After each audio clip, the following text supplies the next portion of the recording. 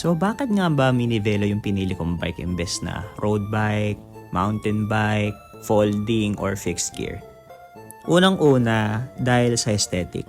Gustong-gusto ko kasi talaga ng classic look, mga retro MTBs, yung mga naka-clunker bar, yung hindi pangkaraniwan dun sa mga usual na ginagamit ng tao.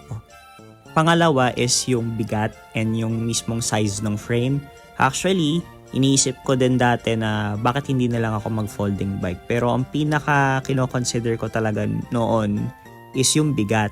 Turns out, may mga minivelo na mas mabigat pa pala sa folding pero alam mo yun, hindi ko na siya naisip nung meron na akong minivelo kasi napamahal na rin talaga ako sa kanya.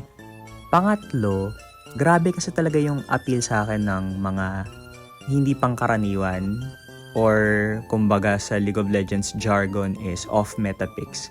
Kung ihahalin tulad ko siya sa kung paano ako maglaro, sa Ragnarok Online para sa mga trentahin dyan, usual na makikita mo na nilalaro ng mga players, lalo na ng mga nagpi-PvP or PvE is either Lord Knight, which is parang mga mountain bikers, Sin X or Assassin Cross, which is usually mga road bikers yung mga yan kasi nga mabibilis.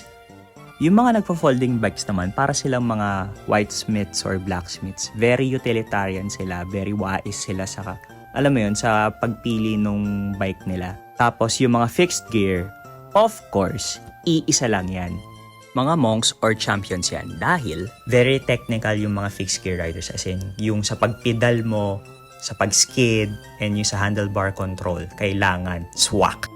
Yung mga super novices, usually, makikita mo, either leeching lang sila sa mga parties or talagang super slow but steady hard grind sila.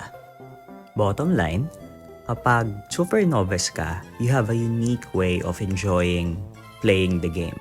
So parang ganun din yung sa minivelo. Very unique yung POV mo as a bike rider.